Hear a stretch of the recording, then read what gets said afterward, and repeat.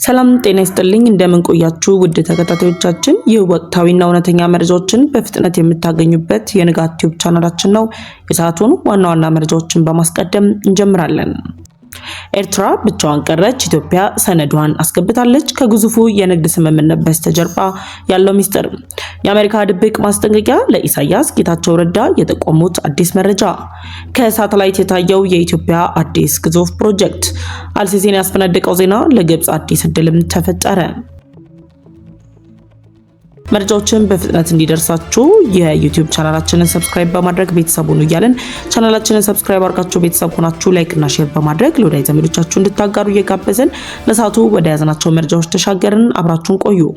ኤርትራ ብቻዋን ቀረች፣ ኢትዮጵያ ሰነዷን አስገብታለች። ከግዙፉ የንግድ ስምምነት በስተጀርባ ያለው ሚስጥር።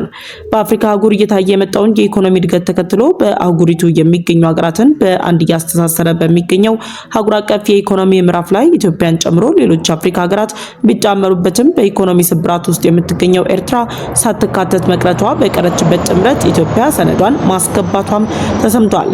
በአፍሪካ አህጉር ላይ አዲስ የኢኮኖሚ ምዕራፍ እየቀደደ የሚገኘው የአፍሪካ አህጉራዊ ነጻ የንግድ ቀጠና ስምምነት ሙሉ በሙሉ ያጸደቁ አገራት ቁጥር 49 በላይ መድረሱ ሲታወቅ ኤርትራ ግን ከዚህ ታሪካዊና ግዙፍ የገበያ ትስስር ሙሉ በሙሉ ውጪ በመሆኗ ብቻዋን መቅረቷም ተሰምቷል። ኤርትራ ከዚህ ህብረት ተነጥላ ከመቅረቷም በተጨማሪ ከኢጋድ ህብረት ቀድማ የደቀቀች መሆኑ የሚታወስ ሲሆን በቀጣይም በአህጉሪቱ የሚገኙትን ተቋማትን የምትቀላቀል ከሆነ አህጉራዊ ተሳትፏ ብቻ ሳይሆን በዓለም አቀፍ ደረጃ ከሚገኙ ጥምረቶች እንደምትገለልም እየተነገረም ይገኛል። የአፍሪካ አህጉራዊ ነጻ የንግድ ቀጠና ስምምነት መሰረት ከአፍሪካ ህብረት 55 አባል ሀገራት መካከል 54ቱ ሀገራት ስምምነቱን በፊርማቸው ደግፈው የተቀበሉት ቢሆንም የአስመራው መንግስት ግን እስካሁን ድረስ ስምምነቱን ባለመፈረም መላው አፍሪካን ያገደለ ብቸኛ የኢኮኖሚ አቋም ይዞም ይገኛል። የኤርትራ ውሳኔ አገሪቱ ለዓመታት የተከለችውን ራሷን ችላ መቆም የፖሊሲ አቅጣጫ ነጸብራቅ እንደሆነ የሚነገርላት ሲሆን በቀጠናው የንግድ ልውውጥና በስትራቴጂካዊ የቀይ ባህር ቀጠና ላይ የራሱን ጎልቶ የሚታይ ጂኦፖለቲካዊ ተጽዕኖ እያሳደረ ይገኛል የተባለው የአፍሪካ አህጉራዊ ነጻ የንግድ ቀጠና ስምምነት መስራች አንቀጽ 23 እንደሚደነግገው ከሆነ ስምምነቱ በይፋ በስራ ላይ መዋል የቻለው እንደ አውሮፓውያን አቆጣጠር በሜይ 2019 ዓ.ም 22 ሀገራት አጽድቀው ሰነዳቸውን ለአፍሪካ ህብረት ካስረከቡ በኋላ እንደነበር የሚታወስ ሲሆን እንደ ኢትዮጵያ እንዲሁም ኬንያን ጨምሮ ሌሎች 49 ሀገራት ሰነዳቸውን አስገብተው ያጠናቀቁ ሲሆን ከዚህ ህብረት ራሷን ያገለለችው ኤርትራ በብዙዎች ዘንድን ግርምትም ፈጥራለች። ኤርትራ በይፋ ራሷን ባገለለችበት በዚህ ስምምነት ከዚህ በፊት ስምምነቱን በፊርማቸው ደግፈው የተቀበሉትና መግባባት ላይ ደርሰው የነበሩት ሊቢያ፣ ሱዳን፣ ደቡብ ሱዳን፣ ሶማሊያና ቤኒን በሀገር ውስጥ የፖለቲካና የደህንነት አለመረጋጋቶች ምክንያት ማጽደቅ ያልቻሉ ሀገራት ሆኖም ተመዝግበዋል። ኤርትራ በይፋ በተቃወመችው ስምምነትና እንደ ሱዳን፣ ደቡብ ሱዳን፣ ሶማሊያ የመሳሰሉ የምስራቅ አፍሪካ ሀገራት በውስጥ ባለባቸው ውጥረቶች ምክንያት አለማጽደቃቸው ኢትዮጵያ በቀጠናዊ ትስስርና ማዕቀፎች ውስጥ ያላትን መሪነት የሚያሳይና ይበልጥ ተሳትፏን በማሳደግ አህጉራዊ ተሰሚነቷን ከፍ የሚያደርግ መሆኑን የሚያሳይ እንደሆነም ይነገራል። የአፍሪካ አህጉራዊ ነጻ የንግድ ቀጠና ስምምነት የንግድ ድርድር በአሁኑ ወቅት ወደ ላቀ ምዕራፍ እየተሸጋገረ መምጣቱ ኢትዮጵያን ጨምሮ በህብረቱ ለሚገኙ ሀገራት የራሱ የሆነ ድል የሚያመጣ መሆኑም ተሰምቷል። የአባል ሀገራቱ የንግድ ታሪፍ ቅናሾች፣ የዲጂታል ንግድና የሴቶችና ወጣቶች ተሳትፎ ላይ ያተኮሩ የህግ ማዕቀፎች መዘጋጀታቸው የተነገረም ሲሆን ሊቢያ፣ ሱዳን፣ ደቡብ ሱዳንና ሶማሊያን የመሰሉ የቀጠናው ሀገራት ስምምነቱን ፈርመው ማጽደቅ ብቻ የሚቀራቸው በመሆኑ ወደፊት የመቀላቀል እድላቸው ሰፊ ሲሆን ኤርትራ ግን ከናካቴው ባለመሳተፏ በረጅም ጊዜ ሂደት በሀገር ውስጥ ምርታማነት በባህር ወደብ አገልግሎት ፍላጎትና በቀጥታ የውጭ ኢንቨስትመንት ፍሰት ላይ ከፍተኛ ኢኮኖሚ መሰናክልን ሊያስከትልባት እንደሚችልም የዘርፉ ባለሙያዎች ገልጸዋል። የአሜሪካ ድብቅ ማስጠንቀቂያ ለኢሳያስ ጌታቸው ረዳ የጠቆሙት አዲስ መረጃ።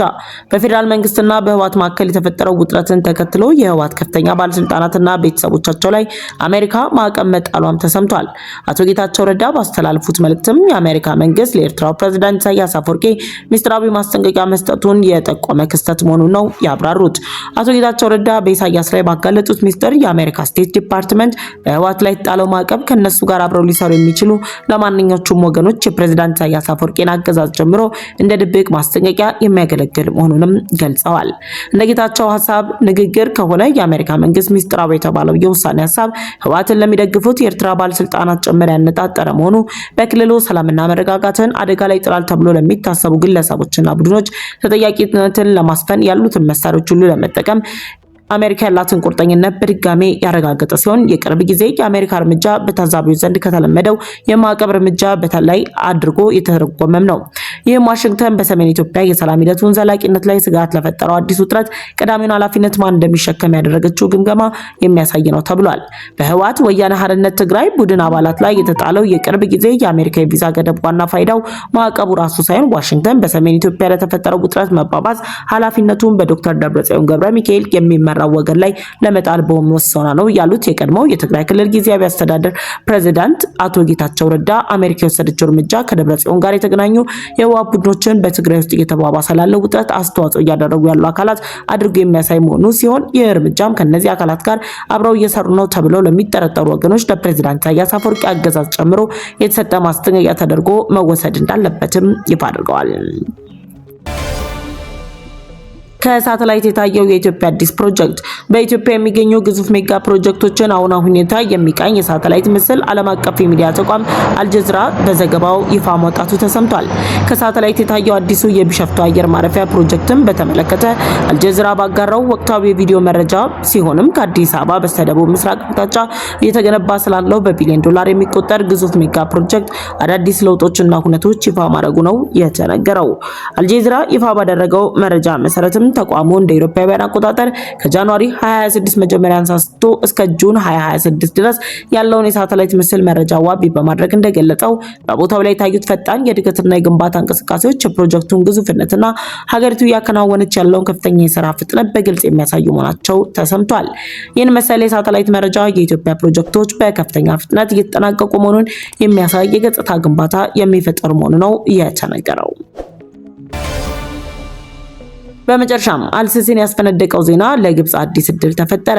በኢራንና በአሜሪካ መካከል በተደረሰው የመጨረሻ የመግባቢያ ሰላም ስምምነት አማካኝነት ሊከፈት ነው የተባለው የሆርሙዝ ሰርጥን መከፈት ተከትሎ እየታየ ባለው ተስፋ የነዳጅ ዋጋ መቀነሱ አልሲሲን ያስፈነደቀ መረጃም ይፋ አውጥቷል። የዓለም የነዳጅ ዋጋ መቀነስ በመካከለኛው ምስራቅ በተከሰተው ጦርነት የኢኮኖሚ ስብራት ውስጥ ገብታ የነበረችው ግብጽን አዲስ ብስራትና ተስፋን የሰጠ መሆኑን የተነገረው የነዳጅ ዋጋ መቀነስና እየነፈሰ ያለው የሰላም ነፋስን ተከትሎ በቀጠናው የሚንቀሳቀሱ የባለሀብቶች እምነት በመመለሱ የግብጽ ፓውንድ በዓለም ላይ ከፍተኛ እድገት ያሳየ መሆኑም ተነግሯል። የመካከለኛው ምስራቅ ጦርነት መቆም ተከትሎ የግብጽ ፓውንድ በዓለም ላይ ከፍተኛ እድገት ያሳየ የገንዘብ አይነት መሆኑንም ብሉምበርግ በይፋ አረጋግጧል። የነዳጅ ዋጋ መቀነስና የነፈሰ ያለው የሰላም ነፋስን ተከትሎ በቀጠናው የሚንቀሳቀሱ ባለሀብቶች እምነት በመመለሱ የግብጽ ፓውንድ በዓለም ላይ ከፍተኛ እድገት እያሳየ መሆኑም ተሰምቷል። የመካከለኛው ምስራቅ ጦርነት መቆምን ተከትሎ የግብጽ ፓውንድ በዓለም ላይ ከፍተኛ እድገት ያሳየ የገንዘብ አይነት መሆኑን ብሉምበርግም በሪፖርቱ ይፋ አድርጓል። ብሉምበርግ ባወጣው ዘገባ መሰረት የግብጽ ገንዘብ በቅርብ ሳምንታት ውስጥ ከፍተኛ መሻሻል ያሳየ ሲሆን ከግንቦት መጀመሪያ ጀምሮ ከአሜሪካን ዶላር አንጻር ከ70 በመቶ በላይ ጭማሪን አሳይቷል። የገንዘብ እድገት ከአውሮፓውያኑ ማርች 3 በኋላ ለመጀመሪያ ጊዜ 1 ዶላር ከ50 ፓውንድ በታች ሆኖ የተገበያየ ሲሆን ይህም በዚያው በዓለም አቀፍ ደረጃ ጠንካራ አፈጻጸም ያሳየ የገንዘብ አይነት እንዲሆን ማድረጉ ለኢኮኖሚ እድገት ወሳኝ መሆኑ ነው የተሰማው። የግብጽ የገንዘብ ዋጋ መሻሻል የታየው አሜሪካና ኢራን በዓለም ላይ ቁልፍ ከሆኑት የነዳጅ ማጓጓዣ መስመሮች አንዱ የሆነውን የሆርሙዝ ስትሬትን መልሶ ለመክፈት ስምምነት ላይ ከደረሱ በኋላ የነዳጅ ዋጋ በከፍተኛ ሁኔታ መቀነሱን ተከትሎ ነው። የኢራንና የአሜሪካ መንግስት ስምምነት በዓለም አቀፍ ደረጃ ላይ የነዳጅ አቅርቦትን ያሻሽላል ተብቆ የሚጠበቅ ሲሆን በተለይ እንደ ግብጽ ባሉ ከፍተኛ ነዳጅ አስመጭ ሀገራት ላይ የሚፈጠረውን የዋጋ ንረት ወይም የኑሮ ውድነትን ይቀንሳል ተብሎ መታመኑ ለግብጽ አዲስ ተስፋን የሰጠ ጉዳይም ሆኗል። የሰዓቱ መረጃዎች ያስደመጣችሁ ንጋት ቲዩብ ነው። ለንጋት ቲዩብ ቻናላችን አዲስ ከሆናችሁ የደወል ምልክቷን ተጭናችሁ ቻናላችንን ሰብስክራይብ በማድረግ ቤተሰብ እንድትሆኑ ጋበዝናችሁ። ቻናላችንን ሰብስክራይብ አድርጋችሁ ቤተሰብ ከሆናችሁ ላይክ እና ሼር በማድረግ ለወዳጅ ዘመዶቻችሁ እንድታጋሩ እንጠይቃችኋለን። በቀጣይ በሌሎች ዝግጅቶች ተመልሰን እንመጣለን። እስከዛው ግን ቸር ቆዩን።